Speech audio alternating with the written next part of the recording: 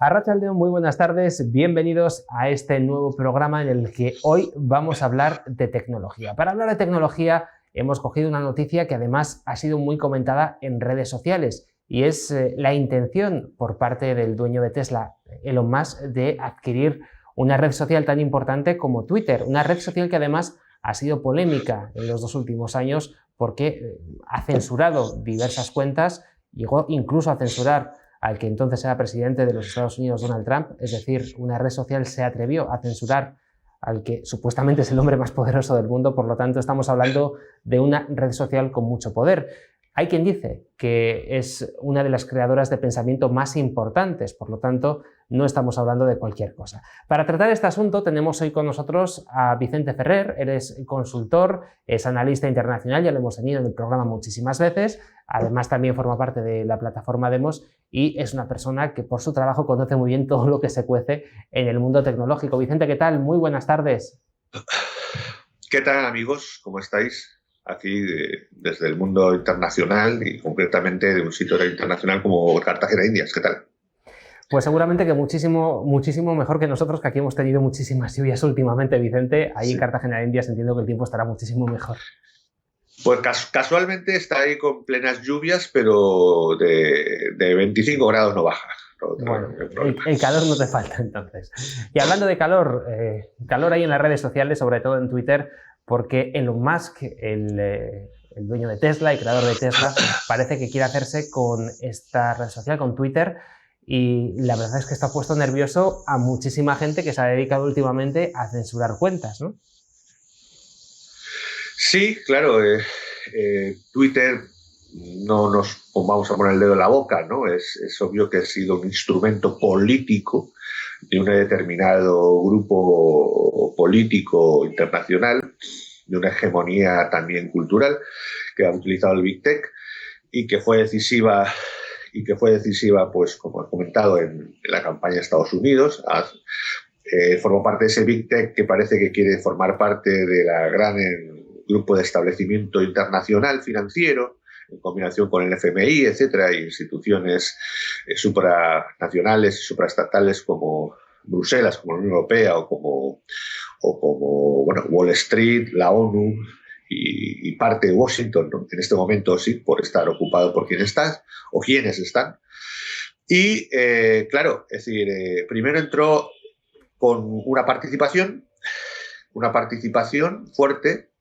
Eso que es lo que conmovió los cimientos, ¿no? Eso le es decir, multiplicó. que Elon Musk entró a la empresa comprando un paquete de acciones importantes. Un 9% que ya lo convertía en el mayor accionista, ¿no? Dentro de una gran empresa. Bien. Bueno, por supuesto, esto es una estrategia también propia de Elon Musk. Eso hace que ya empiece a multiplicarse el valor de Twitter, que estaba bastante bajo, y por otra parte que empiezan a cuestionarse si va a pretender tener un puesto en el Consejo de Administración. Parece que en principio agradecen tal, pero el Consejo de Administración trata de que no va a tener un asiento en el Consejo de Administración. ¿Sí? Es decir, aquí en un primer momento, Vicente, la duda era si este hombre lo que quería era simplemente especular con las acciones de esta empresa que se habían pegado un batacazo importante en bolsa, o si realmente quería controlar esta herramienta de comunicación tan importante. Efectivamente. Entonces, en el momento en la que la respuesta es, digamos, que aquí nos vamos a defender o vamos a redefender el castillo, porque claro, empieza a insinuar, ya viene la libertad, bueno, más acababa de atacar 1000 veces la cultura llamada en Estados Unidos woke, ¿no? Woke. Es decir, lo que nosotros llamamos coloquialmente la progresía y la hegemonía política progre, ¿no? Y de la agenda ideológica. En Estados Unidos se le pone una palabrita, lo sintetizan en woke, el woke. Entonces, tiene numerosos tweets contra eso. Y entonces ya plantea a las bravas, demostrando sus verdaderas cartas, ya plantea, pues bueno, chicos, déjense de tonterías, voy a por el 100% de Twitter. Entonces, un Twitter que en valor, encima subido él mismo, por su propia acción, vale de 35.000 millones y él ofrece 48.000 millones por el 100%. O sea, está ofreciendo mucho más del valor de mercado, ya revalorizado encima. ¿Sí? Vamos a ver, claro, esto es muy difícil para los administradores actuales porque hace que, ¿cómo vas a explicar tú a tu consejo de administración de que no nos sale de las narices aceptar eso contra los beneficios, contra el beneficio que es la principal razón de ser de los accionistas, simplemente porque es una pieza ideológica y no puedes ceder ante eso, ¿no? Que ya se está insinuando de enseñar, mostrar las reglas de Twitter, es decir, cómo funciona el algoritmo, las condiciones de Twitter, no solamente por cuanto está Twitter ideologizado con determinadas normas, sino porque si tú las sabes, si tú las tienes delante, puedes actuar legalmente con ellas. Puedes decir, pues mire, yo he respetado esto y usted porque me está quitando esto, lo otro, lo de más allá, cosa que se está repitiendo en 1000 veces, muchas como todos sabemos, ¿no? En ese sentido. Es decir, aquí de alguna manera, Vicente, por lo que nos estás contando, veríamos que hay una lucha entre grupos ideológicos o élites determinadas que están sobre todo en Estados Unidos, también a nivel mundial, pero sobre todo en Estados Unidos, y Elon Musk, digamos que formaría parte o sería la cara visible de uno de los grupos de poder que ahora mismo estarían luchando, ¿no? Sí. Dentro de ese panorama internacional. Y de alguna manera, este hombre lo que quiere es coger esta herramienta que, tal y como he dicho yo al inicio, a nivel ideológico es potentísima y puede, pues, incluso cambiar el resultado de algunas elecciones, ¿no? Si se hacen bien. O cuanto menos hacerla más cristalina, ¿no? Tal vez, o evitar que se utilice más bien. Lógicamente esto entra, como tú muy bien dices, en algo que una batalla cuyo principal campo de batalla, trinchera, evidentemente sigue siendo donde está el mayor poder político del planeta Tierra, que es Washington y el Capitolio, que son los Estados Unidos, y que se aproxima cada vez más, pues, este noviembre, que puede ser fatídico para algunos sectores, ¿no? Entonces, en ese marco está esa gran batalla en la que Max realmente, fíjate que una parte lo tiene entre comillas, dentro de su dificultad de estar casi en las catacumbas, lo tiene más fácil porque lo que piden es libertad, más libertad de expresión. Luego ya veremos qué pasa. Pero desde luego quitar todos los que son con las excusas de los temas que han habido en los últimos 2 años, ¿verdad? Sanitarios, etcétera, quitando excusas, pues que realmente, aparte de lo que es concretamente el ataque o el cuestionamiento de la cultura woke, ¿no? O progresía ideológica de 2030 o 30-40 o lo que tú quieras. El que se dé una libertad y acabar la caza de brujas, ¿no? Macartista progre, que para entendernos, en la que obviamente estamos. ¿No? Y por supuesto ese tipo de empresas que en realidad se han convertido en grandes sectores mediáticos, ¿verdad? Es decir, y que bueno, ese éxito no comprende el que sea de propiedad privada de esas empresas a estas alturas. Ya muchas veces hemos dado el ejemplo de las telefónicas, ¿verdad? Es como si en las telefónicas a ti te dijera una señora de Telefónica lo que tú puedes hablar entre personas privadas, ¿sí? Oye, Xavi, que te estás pasando con estas palabras. ¿Cómo me estoy pasando? ¿Quién es usted? Claro, pues, lo cual también, Vicente, da mucho miedo, porque de alguna manera estamos yendo quizás a esos mundos distópicos que aparecían en novelas como 1984 o Un Mundo Feliz, donde hay, digamos, una élite determinada que controla todo, ¿no? Y Twitter podría ser una de estas herramientas que acabe controlando el pensamiento, y por eso también estamos viendo movimientos en los 2 últimos años, sobre todo por parte de los poderes públicos y por parte de gente con mucho dinero, para intentar adquirir estos elementos que son tan importantes, ¿no? Para controlar el pensamiento. Sí, es decir, pero yo lo vería el vaso medio lleno, es decir, en vez de ir a preocuparnos más, yo diría lo contrario, es decir, hombre, hay una reacción de la sociedad civil, ¿no? Del sector privado. Hay una reacción, lo preocupante es que no hubiera reacción, ¿no? Y eso es un grado de esperanza, quiero decirte, por lo que has dicho, ¿no? Más que de preocupación, la esperanza de que hay un poco de rebelión mientras llega la ley, que debería llegar, pero mientras eso llega, pues ole la iniciativa. Por lo menos desde mi punto de vista, desde mi criterio, creo que podemos ahí que alguien, al menos, claro, luego veremos qué hace, pero si logra esto, que habrá que ver cómo justifican el no aceptar esta oferta. Pues claro, a ver cómo justifican ante las bolsas, ante los inversores, ante los consejos de administración y ante las asambleas generales, ¿por qué no acepta usted una oferta 50% o 80% por encima del valor de mercado, que encima ya se ha revalorizado gracias a este mismo señor? ¿Se entiendes?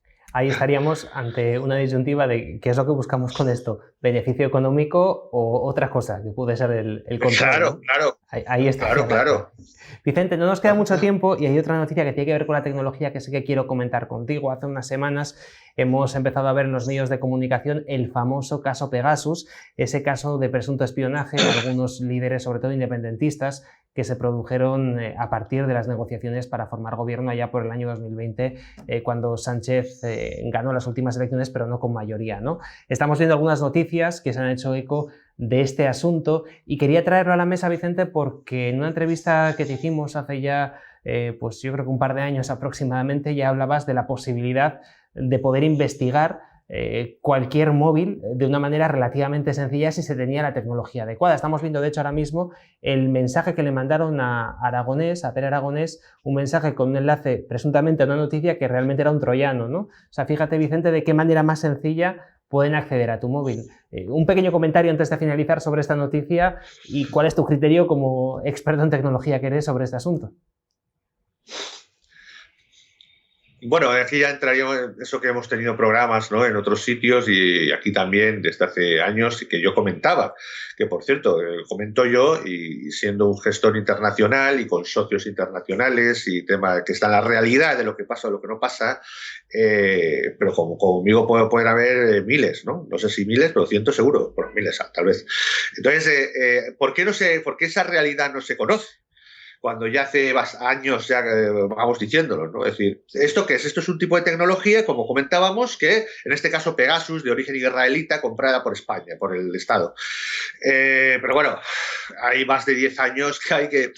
Ese tipo de tecnología que sencillamente, aunque incluso teniendo el celular, el móvil o el ordenador o cualquier dispositivo apagado, hasta te lo pueden encender, te pueden entrar, la pantalla, lo que quieran.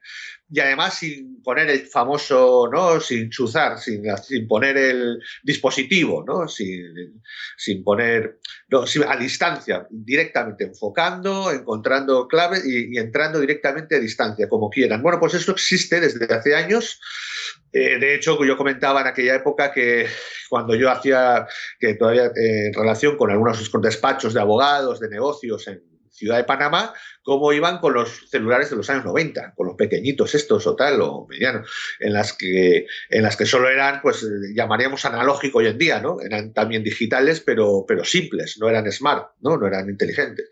Entonces, van a ver porque no quieren que les lean, ¿sabes?